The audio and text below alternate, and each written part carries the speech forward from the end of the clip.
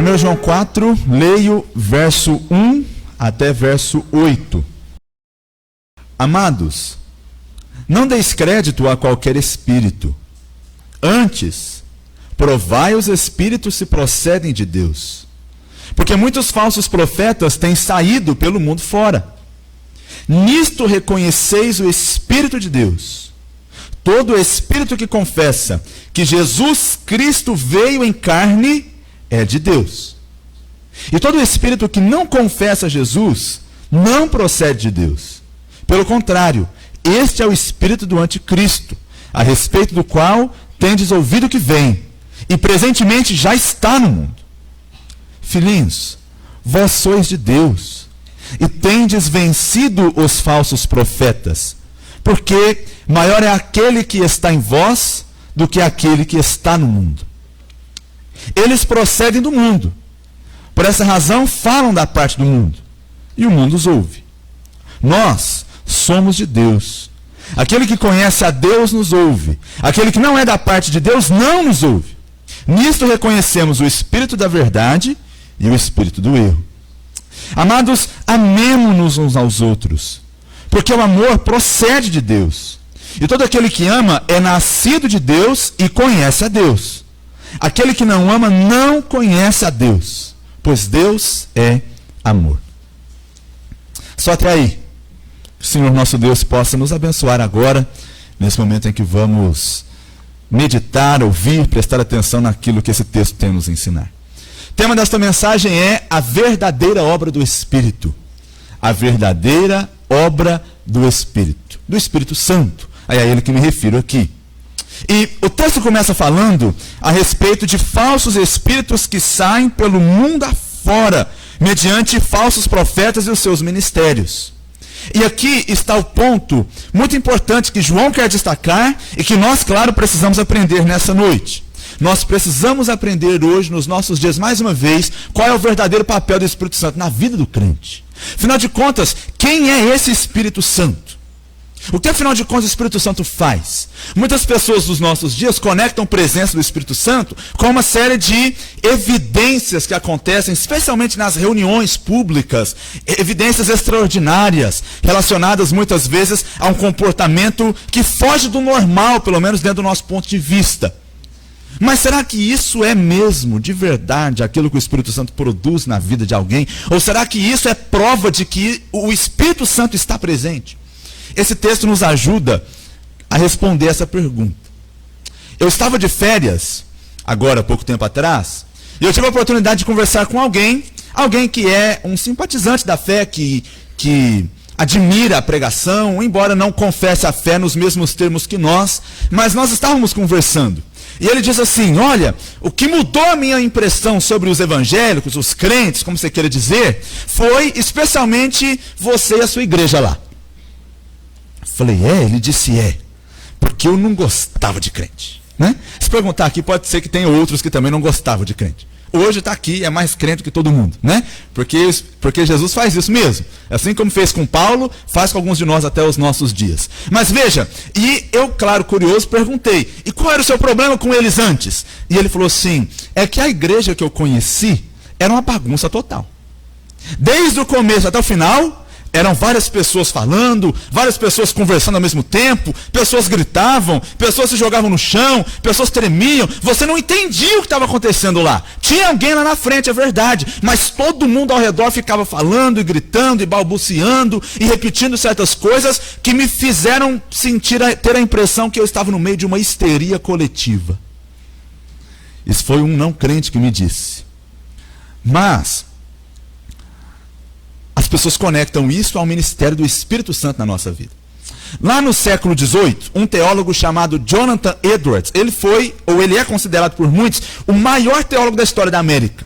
Jonathan Edwards. Ele era um grande homem de Deus, no sentido que era muito inteligente, muito capaz, ele era um excelente pregador, e além disso, através do seu ministério, um grande avivamento aconteceu.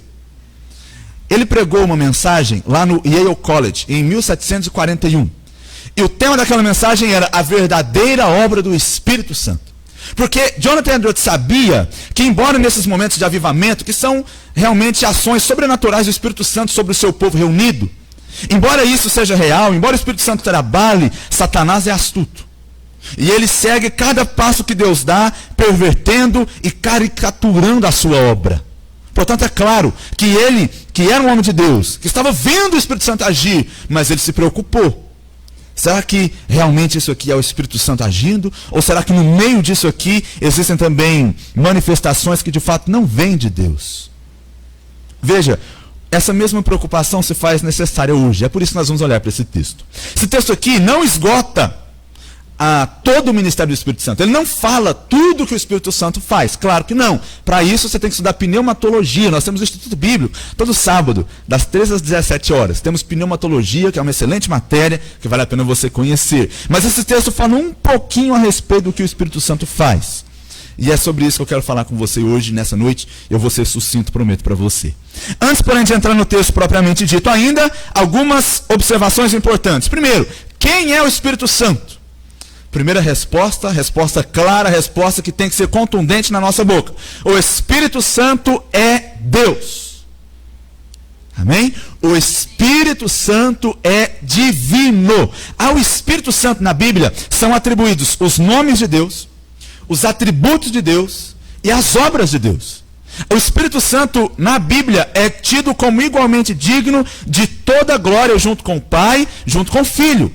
O Espírito Santo é colocado na Bíblia em pé de igualdade com o Pai e o Filho. Lembra, por exemplo, da fórmula batismal, Mateus 28, 19, não é? Ide, portanto, fazer discípulos de todas as nações, batizando-os em nome do Pai, do Filho e do Espírito Santo. Ou nós podemos lembrar da bênção apostólica, 2 Coríntios 13, 13, que fala da graça do Senhor Jesus Cristo, do amor de Deus e da comunhão do Espírito Santo. Então sempre o Espírito Santo aparece em pé de igualdade com as demais pessoas da Trindade. O Espírito Santo é divino. Em Atos capítulo 5, quando Ananias e Safira mentem a respeito daquela oferta, que eles disseram que tinham entregado tudo, mas não tinham entregado tudo, você conhece muito bem aquele texto, e lá Pedro fala para eles assim, olha, vocês mentiram ao Espírito Santo.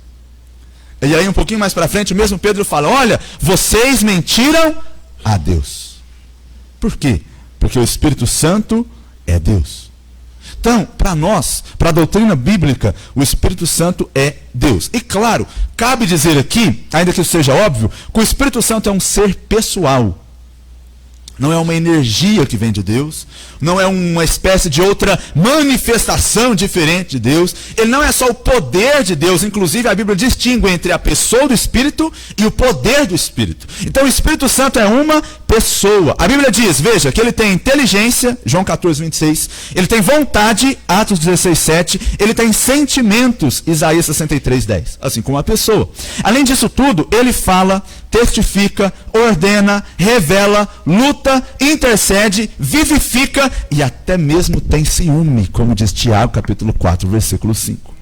Portanto, o Espírito Santo é uma pessoa. Se o Espírito Santo é uma pessoa, você não se preocupa em sentir o Espírito Santo. Você se preocupa em se relacionar com o Espírito Santo. Deu para você entender isso aqui? Você não se preocupa só em sentir. Você se preocupa também em experimentar. Então aqui está um ponto importante. Outra coisa, o Espírito Santo estava por trás de toda a vida, de todo o ministério de Jesus. Sabia disso? Então vamos lembrar algumas coisas. Primeiro, a encarnação de Jesus foi obra do Espírito. Lembra quando o anjo chega até Maria e ele fala assim, olha, o que nela foi gerado é fruto do Espírito de Deus. Foi o Espírito Santo que agiu lá. Além disso, ele estava presente no batismo de Cristo. Lembra disso? O Pai falou, o Senhor Jesus sai das águas, o Espírito desce como pomba sobre ele. Em Lucas capítulo 4, a Bíblia diz que o Senhor Jesus ficou cheio do Espírito. E foi baseado nisso que ele foi para o deserto para ser tentado. Inclusive o texto lá é um paradoxo. Ele ficou cheio de Espírito e o Espírito levou ele para o deserto. É assim mesmo. Às vezes quem é cheio do Espírito é levado para o deserto e não para as glórias da vida. Pode ficar tranquilo. O Espírito Santo às vezes faz isso na nossa vida. Além disso, os próprios milagres de Jesus são realizados no poder do Espírito. Foi o Espírito Santo que estava nele, do qual ele era cheio, que atuava quando o Senhor Jesus estava aqui na terra. Prova disso é que quando os fariseus disseram que o Senhor Jesus expelia demônios no poder dos demônios, no poder de Belzebu, aí o Senhor Jesus responde assim, olha, a blasfêmia contra o Espírito Santo é um pecado sem perdão. Por quê? Porque as obras que o Senhor Jesus fazia eram do Espírito Santo. Por isso, quando eles questionam a fonte do poder de Jesus, ele diz: isso que vocês estão fazendo é blasfêmia contra o Espírito Santo. Porque o Espírito Santo era a fonte do seu poder enquanto ele estava entre nós. Agora veja bem, última coisa. O Espírito Santo age na igreja de Deus. É aqui que está meu ponto, que eu queria que a gente prestasse atenção. Foi o Espírito Santo quem inspirou a Escritura. Desse modo, ele trouxe aos homens a revelação especial de Deus. A Bíblia diz em 1 Coríntios capítulo 2, versículo 13, que somente iluminados pelo Espírito Santo, nós podemos entender as coisas espirituais. Portanto, o mesmo Espírito Santo que inspirou a Escritura, é o Espírito que nos ajuda a entender a Escritura. O Espírito Santo aplica os benefícios da salvação aos cristãos. Ele é quem aplica isso na nossa vida. Foi Charles Spurgeon quem disse que era mais fácil crer que um leão se tornaria vegetariano do que crer que alguém viria a Jesus sem a atuação do Espírito Santo. Você já viu um leão vegetariano? Se por acaso eu venho na minha frente, eu vou torcer para ele ser. Embora a probabilidade seja muito pequena. Mas veja, é mais fácil crer nisso do que crer que alguém veio a Cristo sem a intervenção do Espírito Santo. Além disso, o Espírito Santo é quem regenera, é o Espírito Santo quem santifica, é o Espírito Santo quem edifica a igreja. Diz a Bíblia que ele é o nosso consolador, ele é aquele que intercede por nós, é aquele que assegura que somos filhos de Deus, ele é o penhor da nossa herança eterna, ele é aquele que nos preserva até o dia de nossa redenção, nos livrando no erro e nos preparando para a glória. Sem o Espírito Santo, ninguém seria salvo. Ninguém. E a igreja não existiria. Quando o Senhor Jesus ele ressuscita, ele o faz no poder do Espírito Santo, diz Romanos 1. E quando ele chega ao céu, a primeira coisa que ele faz sobre a sua igreja é enviar o Espírito Santo. Portanto, meus queridos, vida cristã é vida no Espírito Santo. Nós só podemos viver a vida cristã de maneira real, verdadeira, autêntica, genuína, se nós vivermos no poder do Espírito Santo. Caso contrário, nós até podemos reproduzir coisas, certo? Se comportar. Você esforça, você luta, você trabalha a sua força de vontade, você talvez muda a sua forma de vestir, você assume outro tipo de vocabulário, mas sem o Espírito Santo, nada disso no fim das contas é genuíno. Então aqui que está o ponto. Santo Agostinho disse: o Espírito é a suma caridade, é o laço que une o Pai ao Filho e nos submete a ambos. Portanto, não há outro meio de viver a vida cristã a não ser que nós vivamos no poder do Espírito Santo. Agora veja, o que esse texto fala sobre o Espírito Santo? Eu vou pontuar algumas verdades aqui, tá? 8:23. Seu relógio está certo lá? Meu Deus. O Espírito Santo. Bem, vamos lá. Vou ser breve, tá? Pelo menos tentar.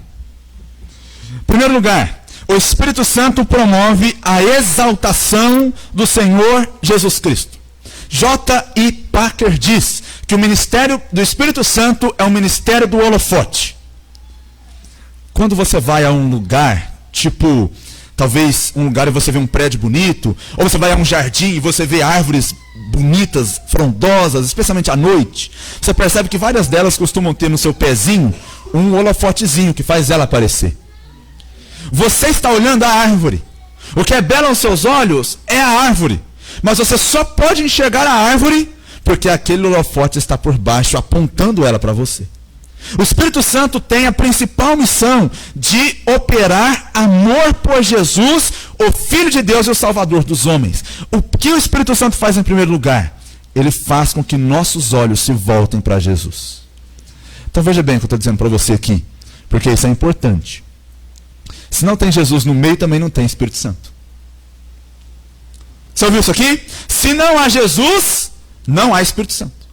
Se não há promoção da pessoa de Jesus Cristo, o Espírito Santo não está lá. Veja que o nosso texto, versículos 1-3, eles falam sobre isso. João está preocupado porque tem falsos profetas pelo mundo. E aí ele está dizendo assim: olha, não deis crédito a qualquer espírito. Em outras palavras, não acredite em tudo que você vê, em qualquer pregação que você ouve, ou em qualquer manifestação que surgiu, simplesmente porque surgiu. E você diz: olha, isso aqui é demais, só pode ser coisa do Espírito Santo. Parênteses. Meus irmãos, antes de eu ser cristão, nascido de novo, eu já fui, né? em Uberaba, especialmente a doutrina espírita é muito forte. Eu sou de Uberaba. E eu fui a alguns centros espíritas da vida aí durante esse período, especialmente de adolescência. No centro espírita, as coisas que eles faziam, ou que eles falavam, acontecia. Como assim? Eles falavam a respeito de coisas sobrenaturais que iriam acontecer. Em várias ocasiões, aquilo de fato acontecia. Eu vi. Por que eu estou dizendo isso? Porque se o que a Bíblia diz é verdade a respeito dessa doutrina, então nós não podemos admitir que aquilo que acontece lá é o mesmo Espírito Santo daqui. Portanto, o que eu quero dizer com tudo isso, eu espero não estar sendo inconveniente com essa fala, mas o que eu quero te mostrar é que poder existe não vindo somente do Espírito Santo. Deixa eu dar outro exemplo agora bíblico, talvez isso seja um pouco mais apropriado. Eu estou lendo o livro de Êxodo, por causa da minha leitura anual, né? Pouco tempo atrás eu passei pelas pragas. E as primeiras pragas que Moisés realiza, você vai se lembrar da história. Moisés realiza a praga, Faraó chama os magos, os encantadores, eles vêm e eles fazem a mesma coisa. Você lembra desse texto, não? Isso não te intriga? O que significa isso? Significa que nem todo poder sobrenatural, de fato, é fonte ou vem mesmo do Espírito Santo. Então o que João está dizendo? Olha, provem os espíritos se procedem de Deus ou não. Por quê? Porque tem muitos falsos profetas saindo pelo mundo fora. Aqui tem outro ponto que eu preciso destacar, só vou destacar. A conexão que João faz entre falsos mestres e o espírito do anticristo. Por quê? Porque a pregação é algo espiritual. Nós estamos envolvidos numa guerra espiritual. E no fim das contas, se alguém faz algo, ou o fará no poder de Deus, ou não fará no poder de Deus. Então, esse é um cuidado que nós precisamos ter. Agora veja, qual o critério de avaliação de João? Como saber se o Espírito Santo realmente está atuando em alguém? A resposta, dirá Jonathan Edwards, não é se a pessoa treme, se a pessoa sente fortes emoções, se a pessoa vai às lágrimas, se a pessoa manifesta algum tipo de comportamento diferente durante o culto ou durante a pregação. Essa não é a resposta. Se for essa a resposta, meus irmãos, nós podemos dizer que quando a gente vê alguns filmes por aí, o Espírito Santo também está trabalhando através daquilo lá, porque tem filme que a gente vê e chora, né? Hã? Não tem não? Ou chora porque é muito ruim, igual uma série que eu vi outro dia aí, série boa, o final não prestava. Eu falei, não acredito que eu perdi meu tempo, né? Mas, ou você chora porque eles são capazes de provocar emoções, certo? Você ouve uma música, e tem músicas que são bonitas. E depois de ouvi-la, você está emocionado, tocado com elas. Então veja, se provocação de emoções tem a ver com o Espírito Santo, significa então que tudo que acontece no fim das contas é o Espírito Santo que faz. Nem tudo, de fato, vem dele. Então a gente precisa cuidar. Então qual é a primeira observação? Olha o que João diz, versículo 2. Nisto reconheceis o Espírito de Deus. Todo espírito que confessa que Jesus Cristo veio em carne é de Deus. Vou falar duas coisas sobre esse versículo. A primeira, João está combatendo uma doutrina que é chamada de docetismo. Vem da palavrinha chamada doquel, que significa parecer. A ideia de que havia algumas pessoas que diziam que Jesus parecia ser humano, mas só parecia, não era.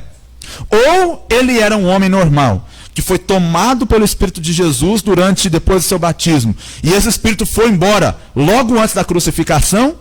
Que Espírito, hein?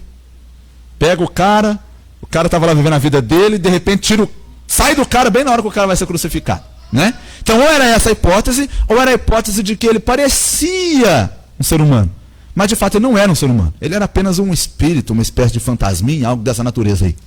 Agora veja, João está dizendo, o Senhor Jesus Cristo se fez carne.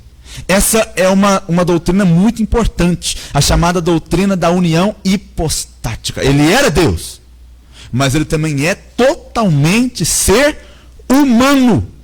Quando o Senhor Jesus Cristo ressuscitou, ele ressuscitou um ser humano. E o Senhor Jesus Cristo que adentrou a glória é o Senhor Jesus Cristo homem. Por isso que o apóstolo Paulo diz que ele é o único mediador entre Deus e os homens. Jesus Cristo, homem. Essa é a importância do texto. Se você ler o capítulo 1, versículo de 1 a 4, Eu ia ler, mas não vou ler não, para a gente não gastar tempo aqui. Mas lá, João dá uma série de características sobre ele e os apóstolos. Ele fala assim: nós vimos Jesus, nossos ouvidos ouviram, nós tocamos, nossos olhos contemplaram. Por que ele está falando tudo isso? Porque ele quer mostrar que o Senhor Jesus Cristo é um ser humano. Então, um cristão de verdade precisa crer nisso. Jesus veio em carne. Ele se tornou um de nós. Isso é fundamental para a nossa fé. Se ele não veio, como a gente é salvo? Se ele não veio, que amor é esse que a gente fala que ele tem? Não faz nenhum sentido nada da fé se o Senhor Jesus Cristo não tiver vindo como um ser humano. Agora veja, o segundo ponto, e é o ponto que eu quero destacar, é que o Espírito Santo promove em nós, não só um conhecimento intelectual, mas amor por Jesus. Ele dá testemunho de Jesus.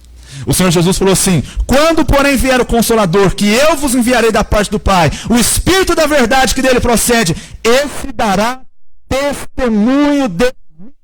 Então, antes de você perguntar se a pessoa chora, treme, baba, rola, pergunte o que Jesus Cristo é para ela. Dependendo da resposta, não há ministério do Espírito Santo lá de jeito nenhum. Eu vou aproveitar para fazer essa pergunta: o que Jesus Cristo é para você? Quem Jesus Cristo é para você? Um exemplo a ser seguido? Uma pessoa legal que veio a esse mundo com ideias revolucionárias e infelizmente não foi aceito, não foi tido pelas pessoas, porque não foi compreendido, porque a sua mente era moderna demais para os padrões daquele tempo? Esse é Jesus para você? Jesus para um cristão é tudo. Ele é o Filho do Deus vivo, Ele é o nosso Salvador, Ele é a nossa rocha, Ele é a nossa esperança, Ele é a nossa vida. Por isso nós cantamos: minha esperança em Cristo está. Então veja, interessante como muitas dessas pregações por aí não falam nada sobre Jesus.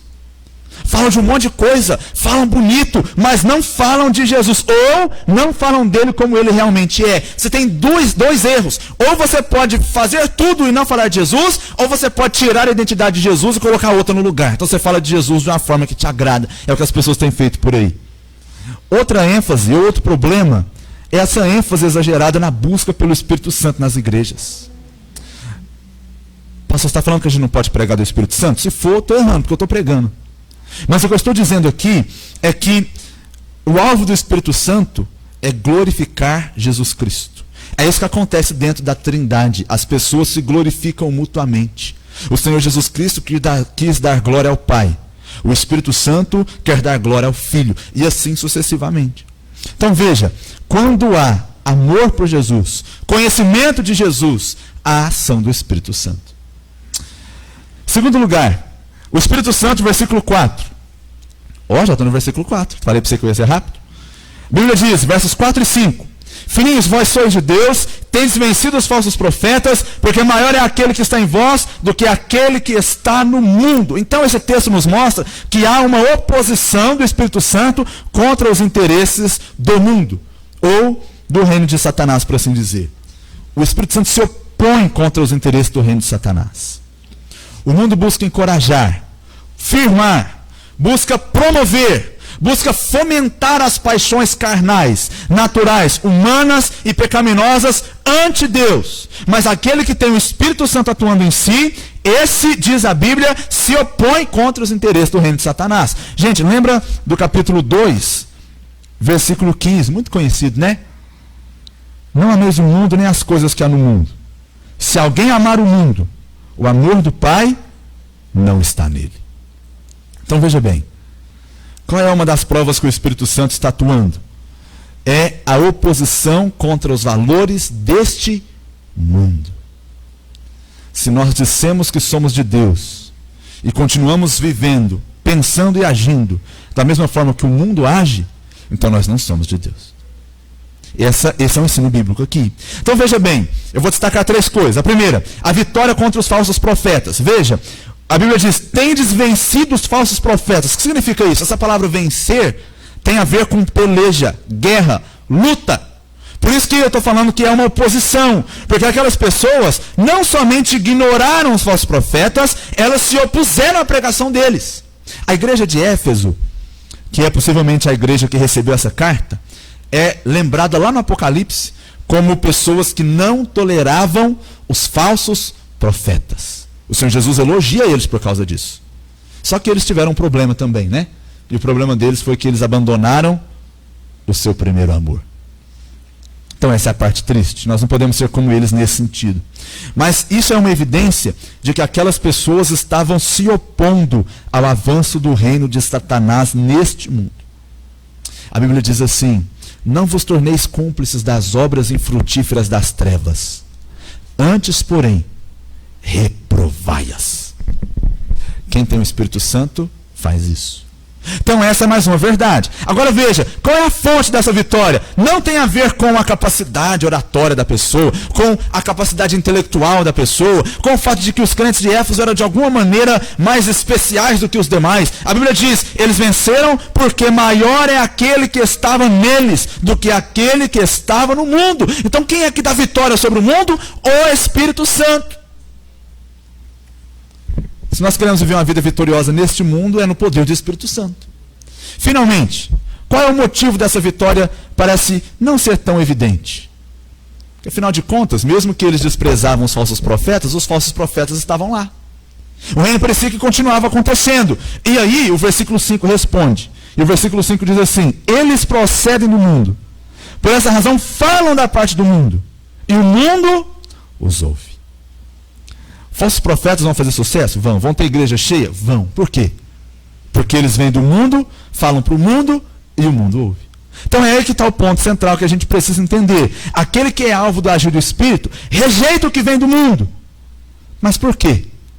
Porque maior é aquele que está nele. Deixa eu dizer uma coisa para você. Por que nós abandonamos as coisas do mundo, do passado, do pecado? Né? Está chegando o carnaval aí. Aí os crentes falam assim: essa festa mundana, Deus me livre. E está lá, né? Passando a globeleza lá. Deus me livre, Senhor, misericórdia. Senhor Deus, misericórdia. Oh Deus, misericórdia. Eu vou para o retiro de carnaval, porque a minha igreja faz, porque minha religião não permite eu participar do carnaval. Né? Ou aqueles testemunhos que a gente ouve, que parece que falam com tanto gosto, com a boca tão cheia, né? Quando eu era um pecador, eu ia nas baladas. Ô tempo bom, né? Eu enchi a cara. Mas agora eu sou crente. Gente, pelo amor de Deus, não há Espírito Santo aí. Sabe por quê? Porque maior é aquele que está em nós do que aquele que está no mundo. Aquelas pessoas que foram atingidas pelo poder do Espírito Santo, elas não querem mais o mundo, não porque não podem mais, mas porque encontraram algo mais valioso, mais belo. É esse o motivo. Agora veja bem, embora isso seja verdade para nós, a Bíblia diz: quem é do mundo ouve. Meus irmãos, eu vou falar para vocês sobre pregação. O YouTube tem tanto pregador, mas você não pode ouvir todo mundo que está lá. De verdade. Não é que eu estou com inveja deles, não, porque eles têm muito seguidor, ou nem canal não tem. Né? O que eu estou dizendo, como seu pastor, é que não são todos os vídeos bem produzidos que contêm verdades. Por favor. Você tem que ouvir o que é verdade, não o que é bonito.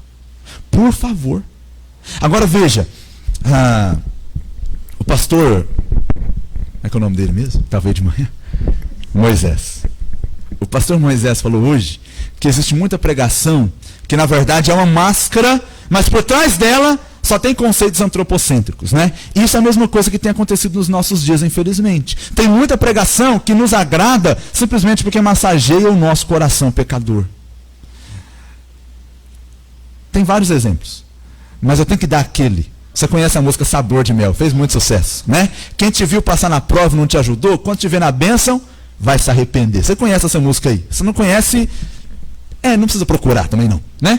Mas essa música é uma evidência clara de humanismo. Quem é Deus? Deus é aquele que te coloca no centro do palco, para que os invejosos possam te aplaudir na plateia.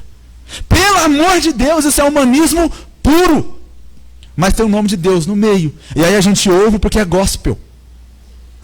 É gospel. Agora, se a gente põe o nome de gospel na frente, você pode fazer o que você quiser da vida, né? A gente precisa cuidar com essas coisas. O Espírito Santo promove uma oposição real quanto aos valores do mundo e ao reino de Satanás. Terceiro lugar, o Espírito Santo conduz o povo à mensagem apostólica. Veja o versículo 6. Nós somos de Deus. Nós quem? não é a igreja. Quando João está falando com a igreja, ele está falando, vós sois de Deus, versículo 4. Agora ele fala, versículo 6, nós somos de Deus. Nós quem? Os apóstolos. Aqueles que, segundo diz o capítulo 1, estavam desde o princípio com o Senhor Jesus, ouviram Ele, viram Ele com os próprios olhos, contemplaram Ele, apalparam Ele com respeito ao verbo da vida. São essas pessoas que João está falando. João está falando, nós, os apóstolos, somos de Deus. E ele diz, aquele que conhece a Deus, nos ouve. Ouve quem? Os apóstolos. A gente ainda pode ouvir os apóstolos hoje? Pode. Aonde? Está aqui, ó. Se chama Novo Testamento. Os apóstolos estão falando. E a mensagem apostólica é a mensagem de Cristo. Eu não vou ter tempo para a gente falar tudo sobre isso hoje. Mas os apóstolos receberam a autoridade do próprio Jesus para falar em nome dele. Quando os apóstolos falavam à igreja, eles falavam de uma forma que nenhum outro homem vai poder fazer na história da igreja. Porque eles falavam, e o que eles falavam era como se o próprio Senhor Jesus estivesse falando.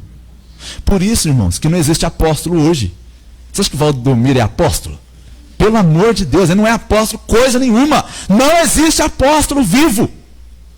Aliás, tem uma frase que fala assim, que apóstolo bom é apóstolo morto, né? No sentido de que os apóstolos já partiram. Não há outro. Esses que se denominam apóstolos não são. É Valdomiro, não é nada de apóstolo. Só. Agora veja bem. No passado, muitos se levantavam contra os apóstolos.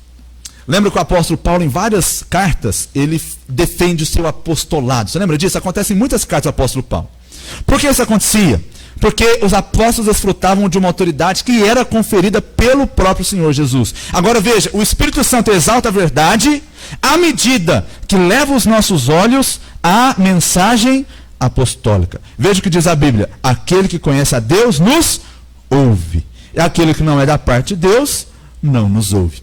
Eu vou usar outro versículo que vai te ajudar. O Senhor Jesus disse assim, as minhas ovelhas ouvem a minha voz e me seguem. Quem é de Deus, ouve. Ouve o quê? As palavras dele, registradas pelos seus santos apóstolos, que foram inspirados pelo Espírito Santo para fazer isso. Então veja bem. Veja bem. E agora aqui está uma verdade. O Espírito Santo tocou sua vida? Sim. Qual é a prova? A prova, pastor, é que teve um culto lá que eu fiquei num transe espiritual. A prova é que eu ouvi a pregação e criei nela. E isso é a prova que o Espírito Santo está trabalhando na sua vida. Agora veja, eu preciso dizer isso. Quando eu estou falando isso, eu não estou dizendo que nós não possamos nos emocionar no culto. Nós não possamos chorar no culto. Nós não possamos derramar lágrimas no culto. O que eu estou dizendo, eu não sou contra isso. Aliás, eu gostaria que nós conseguíssemos fazer isso mais. Porque a palavra de Deus é maravilhosa, ela tem que tocar nosso coração mesmo. O que eu estou dizendo é que isso não é prova cabal. Ninguém vai para o céu porque chorou no culto. Você vai no céu porque o Espírito Santo regenerou você. Então é aqui que está. Quarto e último lugar. Ou é quinto? Nem sei mais, né? Último lugar, tá? O Espírito Santo promove amor a Deus e amor ao próximo. Versículos 7 e 8. Amemo-nos uns aos outros, porque o amor procede de Deus. Todo aquele que ama é nascido de Deus, conhece a Deus. Aquele que não ama não conhece a Deus. Por quê? Porque Deus é amor. O Espírito Santo, quando no meio de um povo, opera como espírito de amor a Deus e espírito de amor ao próximo. Você não é espiritual se você vive sozinho, não suporta ninguém, não se relaciona com ninguém, não é capaz de perdoar ninguém, não é capaz de se comover com a necessidade de ninguém. Não há espiritualidade nisso. Porque quando o Espírito Santo age no meio de um povo, então esse povo se torna sensível tanto a Deus quanto também ao seu semelhante. Então aquele que é tocado pelo Espírito Santo tem que ser diferente com relação a isso aí. Hoje o pastor Moisés falou, eu nem vou repetir, né? O Espírito Santo já usou ele pela manhã, a respeito da diferença entre união e unidade. Né? Você lembra disso? Unidade. Quando o Espírito Santo opera no meio de um povo, existe unidade. Irmãos, nós precisamos, de forma bem prática aqui, aprender a amar mais, cuidar mais, se preocupar mais, se envolver mais. Nossa sociedade é cada vez mais individualista. Não se engane. O fato de você ter muitos amigos ou muitas curtidas na sua rede social não significa nada. Nada. Absolutamente nada. O fato de você jogar videogame online e fazer amigos lá que jogam com você, viu, meus jovens, não significam nada. Você nunca nem viu o rosto deles. E se você errar lá no jogo, eles vão xingar você. Então veja bem o que eu estou querendo dizer. O que eu estou dizendo é que vida cristã é mais do que simplesmente a gente se reunir para falar de futebol. É fácil assim, né? Se você torce para a Ponte Preta ou para o Guarani, aí é fácil. Você junta com a galera que é torcedor igual e você conversa sobre isso. Mas você não precisa ser cristão para fazer isso. Você concorda comigo? Você não precisa ser cristão para fazer isso? Para ser corintiano. Ixi, nem dá para ser cristão corintiano, eu acho, né? Não sei se dá. Dá porque eu sou. Quem ri eu vou disciplinar, tá? Então veja bem. O que eu quero dizer para você aqui é que essas coisas, elas são naturais. Mas quem são aqueles com quem nós nos preocupamos a ponto de sacrificar? Porque vida cristã e amor envolve sacrifício. Você está ouvindo isso? Amor envolve sacrifício, irmãos. Hoje em dia a gente gasta um pouco de tempo com alguém, é sacrifício, mas com quem você tem sacrificado seu tempo? Hoje em dia, para você poder olhar para alguém com necessidade e tirar de si mesmo para dar a ela, é um sacrifício. Com quem nós temos a disposição de fazer esse tipo de coisa? Mudar, sair da nossa zona de conforto, porque nós nos importamos com os outros. Lembra lá de Atos? Eles estavam juntos e eles tinham tudo em comum. O que significa isso? Que ninguém considerava as coisas propriamente suas. Elas entendiam que tudo aquilo que Deus deu para elas era para que eles pudessem também servir aos seus irmãos. Então, se nós queremos amar, amar é mais do que dizer eu te amo. Cumprimentar o irmão que está ao seu lado. Isso não é amar. Amar é quando você se envolve e participa da sua vida de verdade. O Espírito Santo faz isso na nossa vida. Eu penso que eu posso dizer que nós somos uma igreja que preza pela mensagem apostólica, que preza pela glória ao nome de Jesus, que preza pela oposição aos valores do mundo, mas nós podemos dizer que nós somos uma igreja que ama uns aos outros de verdade? Nós precisamos trabalhar para si assim. Essa talvez vai ser a maior prova de que o Espírito Santo está atuando entre nós. Eu vou concluir então. Eu já tinha que ter concluído, né? A espiritualidade cristã não pode ser julgada por sentimentos ou por experiências. Não é assim.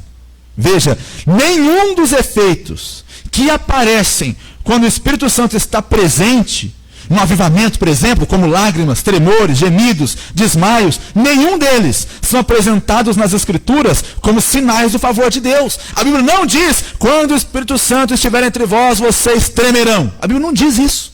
Ou vocês manifestarão outro tipo de evidência assim.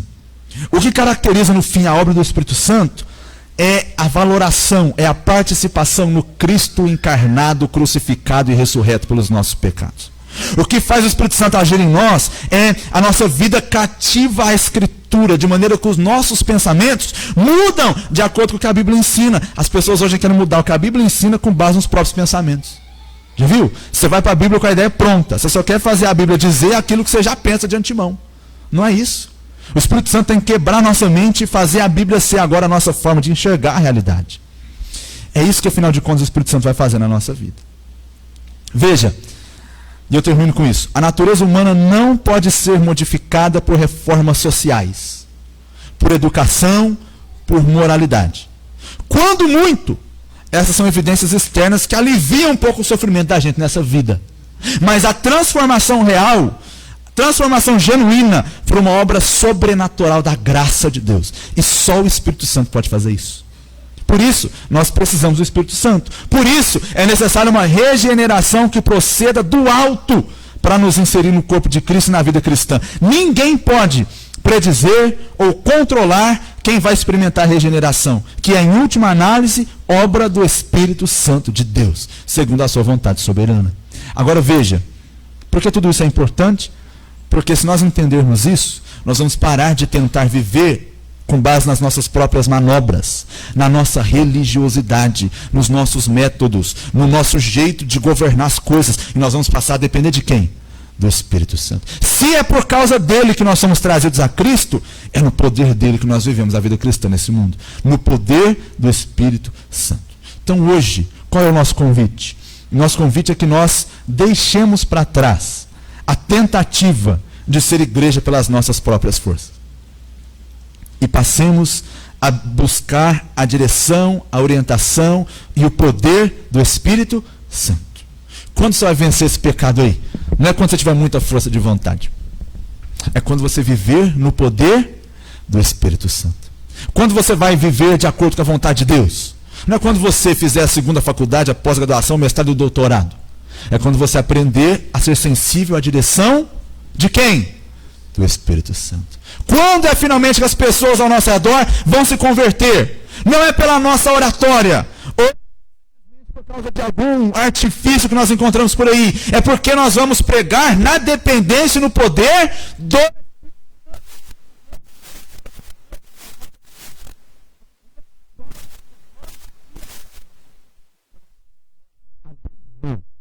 daquilo que é fruto das nossas próprias forças. E nós vamos depender da direção do Espírito Santo de Deus. E nós vamos viver vitoriosamente nesse mundo pelo poder do Espírito Santo. E no poder do Espírito Santo nós vamos amar a Jesus. No poder do Espírito Santo nós vamos se opor aos valores e princípios do mundo. No poder do Espírito Santo nós vamos crer na mensagem apostólica. No poder do Espírito Santo nós vamos amar. Amar a Deus e amar aos irmãos. Não se preocupe. Se nós vivemos assim, não tenha dúvidas. O Espírito Santo está entre nós. Está agindo e está trabalhando. E é disso que nós precisamos para viver vitoriosamente nesse mundo. Vamos orar e concluir.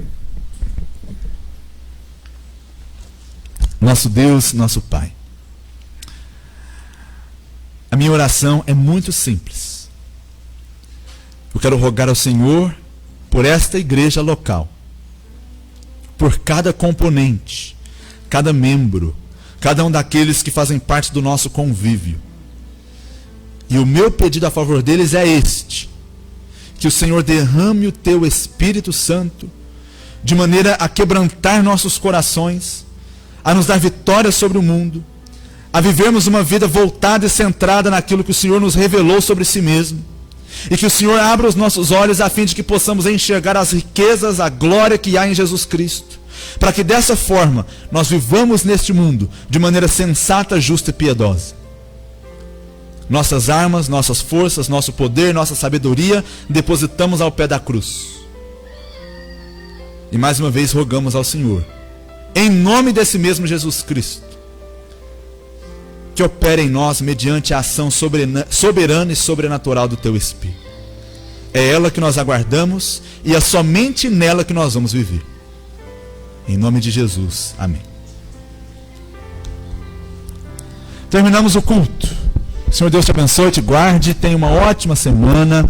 Nossas programações você já as conhece bem e nós temos também nossos canais para que você fique atento a cada uma delas. Que o Senhor te abençoe, até as próximas programações, se Ele nos permitir.